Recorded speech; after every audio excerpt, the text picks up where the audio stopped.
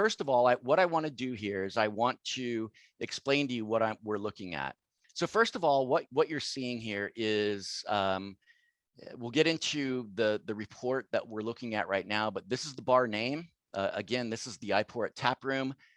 This is data that's been collected over a period of time, which I will get into. This is our gender. And again, we can look at gender, male, female, and not recorded.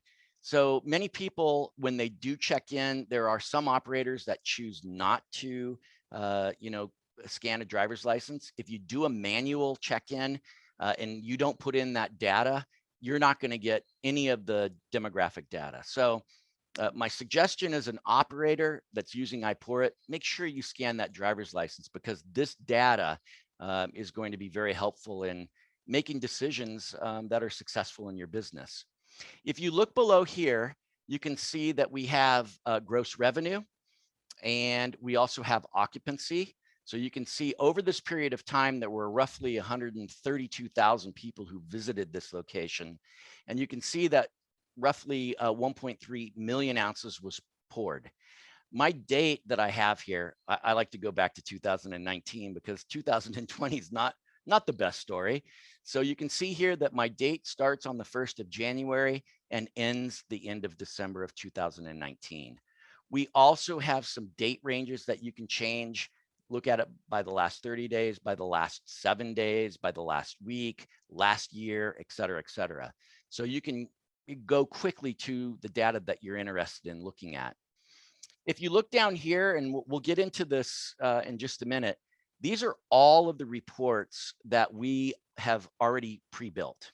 And as we add additional reporting, in fact, we're working on a keg inventory report right now. You'll see that at the bottom of the TapVision as a pre-loaded report. So this is where you're going to go and use this data and look at these reports. We slice and dice this data in a number of different ways. This is my report, occupancy by month by gender. What's important about this? As a tap room owner or a business person, you always want to be able to look at, hey, what does my occupancy look like through the year? So for example, you can see that March is a very strong month for this particular location. As we get to the end of the year, obviously December is not a very strong month. I can use this not only to define labor, but I can also use this, and we'll get into the revenue piece of it, but I can also use this backwards looking data to create pro formas for future years. You can see here that we have a blue. Again, this is not recorded. You're not getting any gender demographic information from these. However, you are getting data points for what these people are consuming. You can see male is red, female is this brown colored. If I want to look at female just for that month, you can see that we had 4,895 females use this location. They generated $57,000 in top line revenue, and they consumed roughly 89,000 ounces during their participation in January. If I want to look at female across the year, I would essentially click on female, and you can see females in this location grossed us $704,000 top line. There were roughly 57,000 of them. Now, they consumed about 1.1 million ounces. I want to show you this because as I get further into the data, I'm going to refer back to this because you'll see that these numbers never change. So as I look at data differently, you're going to see that really the base data is all the same. So if I wanted to look at male and female, I could do that as well. And you can see here that males generated roughly $880,000 of top line revenue. We hosted 65,000 of them, and they consumed 1.7 million ounces. All right, so let's now go to occupancy by day by gender. Again, this is very important for my revenue. I like to be able to understand what days I need to have employees and the hours, which we'll show you on occupancy by hour by gender. But this again just does another way of breaking up what it looks like from the number of people who are participating in my location. Let's now go back to female. I just want to show you here again, $704,000 top line revenue, 56,000 females, which consumed 1.1 million ounces. So this data is not going to change. If I were to look at occupancy by hour by gender, why is this important? Well, it looks like around 5 o'clock, I may need to bring on an additional employee based on looking at it by a year. We can look at it by a month and do some, we can do some labor, understanding what kind of labor we need during those hours. You can see that this particular location, 9 o'clock, a lot of folks enjoying this location between 9 and almost midnight. So this allows me as an operator to understand what labor hour is very important to my bottom line. Now let's look at occupancy by age by gender. Again, if we were to look at female only, I want to show you again $704,000 top line revenue, 1.1 million ounces. What I found interesting about this particular data, and again, I'm going to go into 2019 data as a whole from all of our operators, and you're going to see a very different story. But the story that we're telling here is essentially that the age demographic is roughly 21 to 35-year-olds. And what I found interesting here is 21-year-olds or 25-year-old females actually outnumber the males. I don't know what that means, but obviously you're attracting a good number of females in this age demographic compared to males. It's about the same in that 26 to 30-year-old. You get into your 31 to 35-year-old, obviously males start increasing as far as the overall patronage. And if I were to, as we get into some more of this data, you'll see why that's actually happening. Actually, I do want to go back to just back to this screen right here, and I'm going to pull up. Actually, I'm going to do this. So what I want to do is I want to look at male and female. Actually, I'm going to look at all of them. So here's what I found interesting with this data. Again, the overall gross revenue is 1.8 million. You can see it was roughly 3.1 million ounces poured for the whole year. What I'm going to do is show you how we're slicing this data. So if we look between the 1st of January and 19 through the end of June of 2019, you can see on Thursdays, we generated across that first half, $81,000 in gross revenue. We had 5,900 people who participated. Now, this particular location actually started a program on the 1st of July.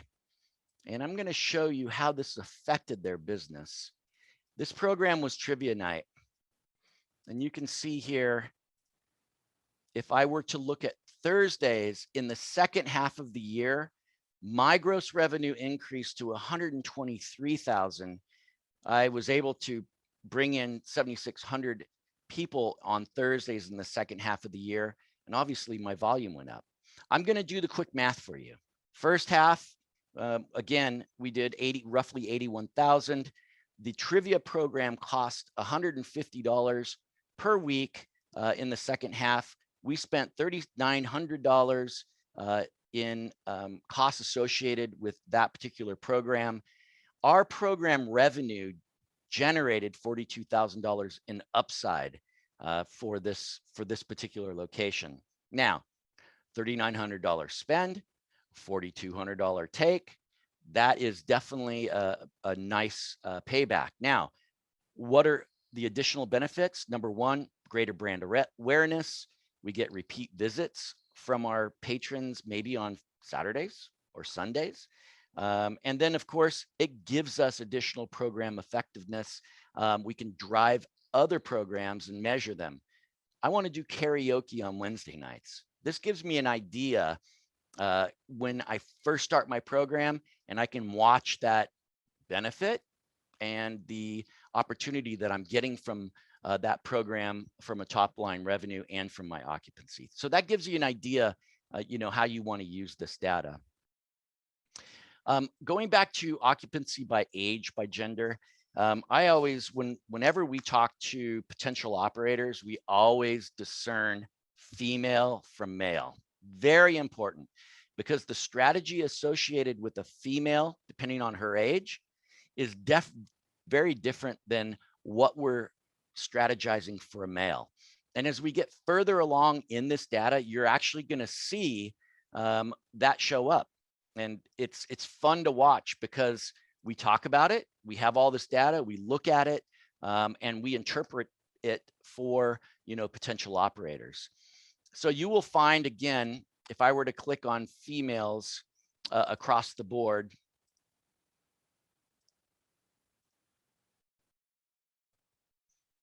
again, they're generating $704,000.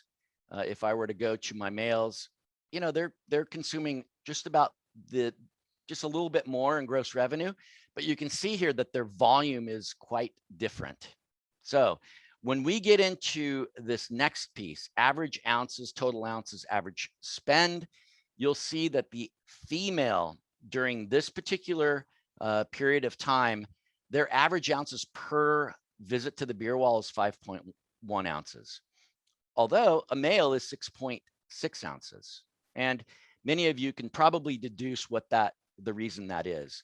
We will show you in additional data what that looks like. As far as ounces, remember 1 million ounces or 1.1, which we've talked about, and 1.7 million ounces for male. So this isn't changing. Now, this is what I find very interesting. Females are consuming roughly 700,000 fewer ounces in the year. Their spend is what, $1.20 fewer or less than the males. So a female over this period of time is spending roughly $12.37. A male is spending $13.60 per visit. Now let's go into, and again, why is this important? As I start developing additional strategies for my beer wall, this is critical to understand how males and females spend, what their choices are, how they visit the beer wall, what they pour, number of ounces, etc. And I'm going to show you what that looks like. Okay, so now what I have is I'm going to select everyone. Actually, what I'm going to do is get rid of not recorded so we don't confuse the story here. But across the board, the average total spend per person, this is both male and female, is $13. Over that period of time, male and females poured 2.8 ounces. Their average pour size per visit to the beer wall is 5.9 ounces. Okay, so now let's just click on IPA. So we know that when we look at demographics across our locations, we recognize that IPA is a very big seller across the board.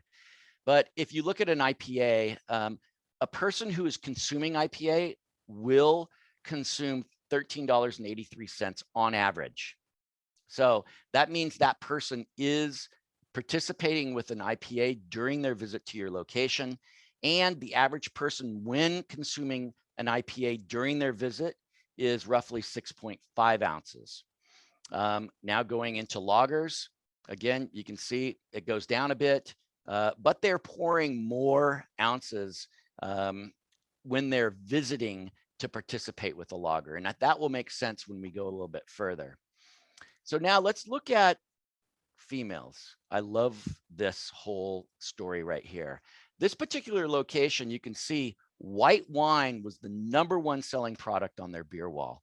Whenever we talk to a potential operator and we learn about their demographic and what they're trying to accomplish, we always, when they say, yes, I do want women, I want women in my location, it's a very important demographic. Well, this tells you that you need to put white wine on your wall. A lot of the operators who we work with, they decide not to put wines on their wall. And as I look at this data, this is why I'm recommending it. So females, when they participate with white wine, they will on average spend $14.40. Their average ounces poured per visit to the beer wall is 5 ounces. Female, pale, IPAs, they're spending less money, and when they participate in an IPA, they're pouring a little bit more ounces, and that will make sense when I get into the white wine detail. I always say females like wines, ciders, sours, goes. This is telling me that they do like IPAs in this particular location. I will say that females like to taste. You know, they'll obviously, and when I show you the male, it's going to look a lot different than this, but you can see that females, they enjoy tasting. So now let's look at a male. And I think we're going to predict him pretty well. Firstly, he loves his IPA, right? And when a male participates with an IPA, he'll spend on average $14.33. He'll pour roughly 6.9 ounces when he uses the beer wall, if he is participating with an IPA during his visit. A male, they like their lager. And I'll tell you a little story about lager once we get into our product choice volume and volume by month by gender. And then if you look down here, they're not as big tasters, possibly, as the female is. You can see here that they're probably tasting through the IPAs, but they're more than likely looking at participating in a lager at the end of their visit. You can see that men, by the way, they are not participating in white wine as much as females are, and we'll show that in product choice volume. So this is what I like to look at here. So this particular location across the board, again, this hasn't changed, $13 average spend, male, female. Again, I haven't put not recorded, so I don't want to confuse it. Total ounces is 2.8 million. Their average ounces poured per visit to the beer wall is 5.9. So that hasn't changed at all. You'll see here that the #1 product poured in this location is Stella. So if I were to click on Stella, you can see in lager, roughly Stella makes up 33% of the volume for lager in this location. And the average spend of a patron when they participate with Stella is $13.60. And when they go to the beer wall, they're pouring actually a lot more per visit. So when I think of lager users or drinkers, I think of, I'm not tasting, I'm having a pint. So this gives you an idea of what a lager looks like. You can see here of the lagers, Stella, Pabst. You can see down here we have Labatt's. So when I get to all of the data for 2019, it's going to tell us a very different story. Now, if I were to look at this by, let's just look at it by male. Again, IPAs, as we know, very popular. Let's click on IPA.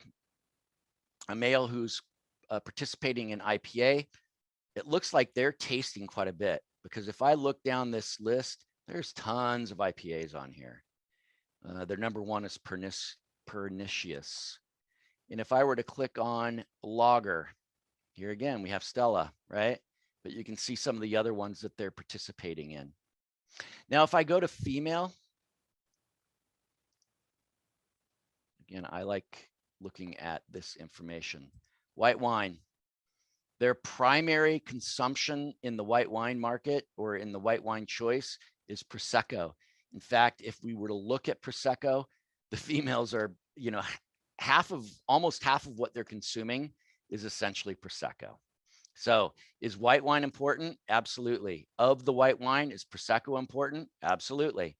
If we look at the cider, we always say that females primarily enjoy their ciders. You can see that they do a lot of tasting of ciders.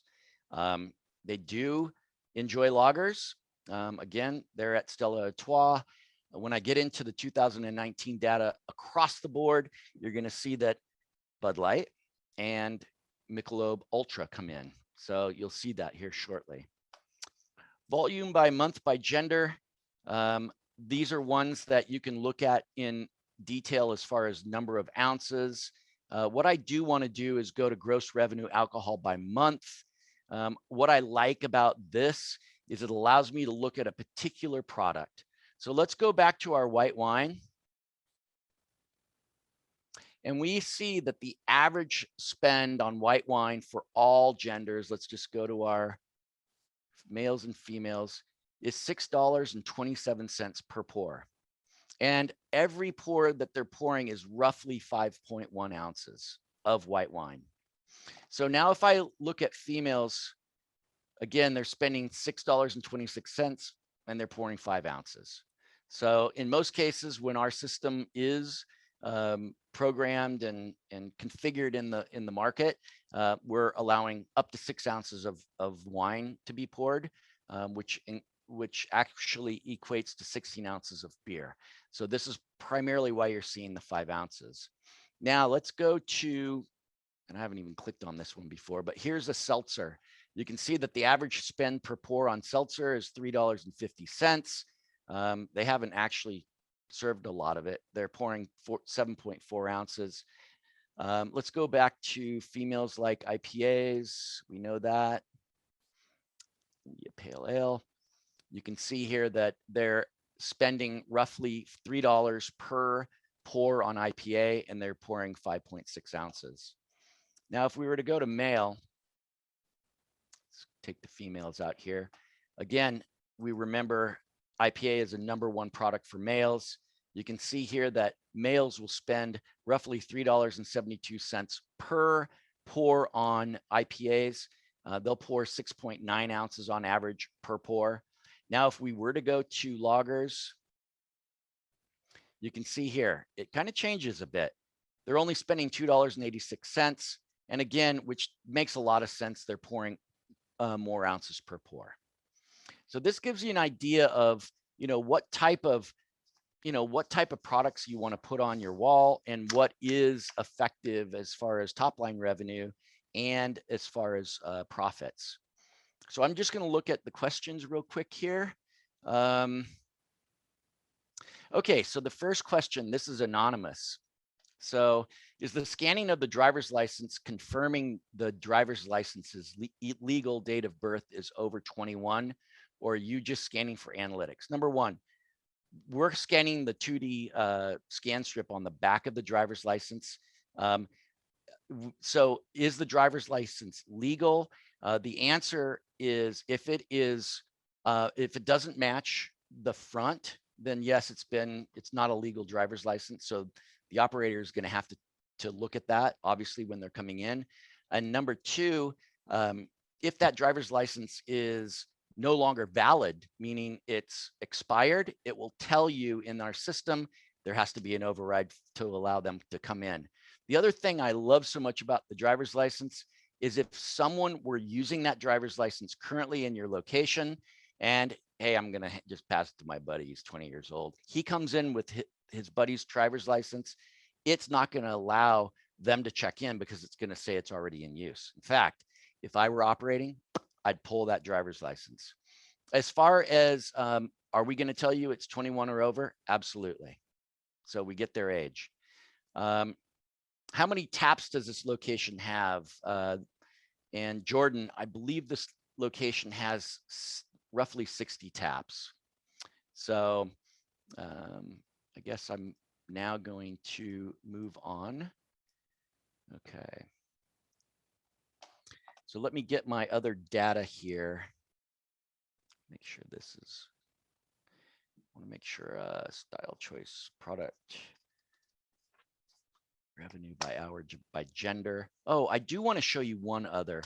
Revenue by hour by gender, I think is important. Although the gender is not really important, the revenue by hour is important based on the fact that I want to be able to make sure that I'm, as an operator, spending the proper amount percentage-wise labor to revenues. So This does, I could look at this by month. I'm not going to do it right now. There is a lot of data here. It's going to take maybe a couple of seconds to spin up, but you can see, my 9 o'clock hour across the board. I'm generating $261,000 of revenue. If you were to look back at your labor costs associated with that hour or a number of hours, and I'll show you how that works. I want to look at my labor hours between these times. You can see that of my 1.7 million, I'm generating 1.1 million in 1, 2, 3, 4. These 5 hours, I'm going to make sure that I'm concentrating on what my labor costs are across that month or that quarter or that year based on those hours. So that gives you some idea as well. Revenue by month by gender. Let's just go to that one real quick. This one, why is this important? Number one, again, I like to create performers that look out into the future. And this gives me an idea. I can go back and look at 2020 as well. I can average it. I can look at years based on and look at the difference between the two. And I can look at some of the programs that I was doing possibly in 2019 versus 2021 as we look at 22 pro formas. This just allows me to, put together pro formas that I believe that I'm going to hit based on past experience. So let's go to the next piece. I think that a lot of our current operators who are on this this call right now are probably interested in this information. Again, what I want to tell you here is this is anonymized data. And what I'm showing you is 2019 across all of our locations. No secret, our locations generated $32 million of top line revenue. We had 2.6 million people participate in a beer wall in 2019. And those operators in combination poured over 61 million ounces. Now you can see here that in some cases there are locations that are not collecting gender. So again, I like to see the gender because it gives me even a more accurate understanding of how my patrons are participating. Okay, so let's go back to the 21 to 25-year-olds. You can see here roughly the same. We know that in the previous data that we saw, more females participated in this age group than males. When we look at our male to female from the 26 to 30-year-old, about the same here. But when you start looking beyond this, very different. I mean, yes, there are a predominant amount of patrons in these two age groups, but here's what I find interesting. As we look out into the 50 plus, we're seeing more participation across the board. Now, why is that important? Well, number one, we know that 40 plus year old women prefer white wine, they prefer cider, they prefer sweeter products, they prefer seltzers, and I'm going to show you they prefer Michelob Ultra.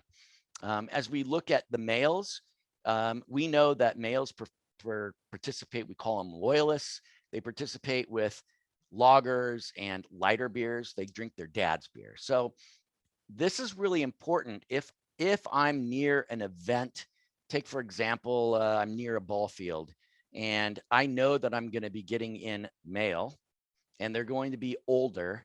I want to make sure that on those game days, I have the products that we know that the older male demographic loyalists will participate in. We want to make sure that we include all of our demographics in the strategy for the beer wall. Okay, so now let's go to average ounces. Actually, let's do this. We did this one again. We did day gender. Again, we went to occupancy by age by gender, which we've talked about. We're now going to look at average ounces, total ounces, and average spend. I only have males and females here. This doesn't look really any different than what we saw from this other location. Again, females are pouring fewer ounces. I can guess by the data, white wines, females are tasting. Males are tasting, however, but we're getting a lot more older loyalist males. And we know that they drink lagers, pills, the lighter beers. They're pouring more ounces per pour. We see here that females are pouring half of the total ounces of males over this period of time, but per female, they're spending actually more. I don't need to tell you, females are very important to the strategy in your business. Again, males are spending a bit more, $13 on average. Now let's go to this style choice volume. Again, this is no surprise. By far, IPAs are number one on beer walls. We can see here that the average person across the board, when they participated with an IPA, spent roughly $14. And you see that if they participated with IPA, they poured on average 6 ounces. Now, if I were to look at, no, let's just, before we go here, let's now just look at female. Well, across the board, females prefer IPAs. You can see here when they participate with an IPA, they're spending about $12. We know that they like ciders. However, they're pouring fewer ounces of ciders. It's probably a taste. It's probably because it's sweeter. They're spending on average $11 per visit when they participate with the cider. Going into their lagers, into their specialty, let's look at white wine for females. You know, you want the females to participate with the white wine. They're actually spending on average more when they do drink white wine. You can see here, white wine across the board is roughly 4 ounces per pour. If we were to look at male, again, there's a lot of data here. A preponderance, just like we saw previously, they are drinking IPAs, they're drinking lagers. And then as you can see, they are tasting, but this is what they're going to. They're tasting through the IPAs on the beer wall. And with our loyalists, obviously they're drinking more per pour. And you can see the breakup there. So as far as product choice volume, I love this stuff. Anyway, as you see here across the board, right? We've been talking about this. Male and female across the board. Male, female they're consuming about $12 per visit. You can see that their average ounces poured is 5.4. Now, the number one product across the board in 2019, Michelob Ultra.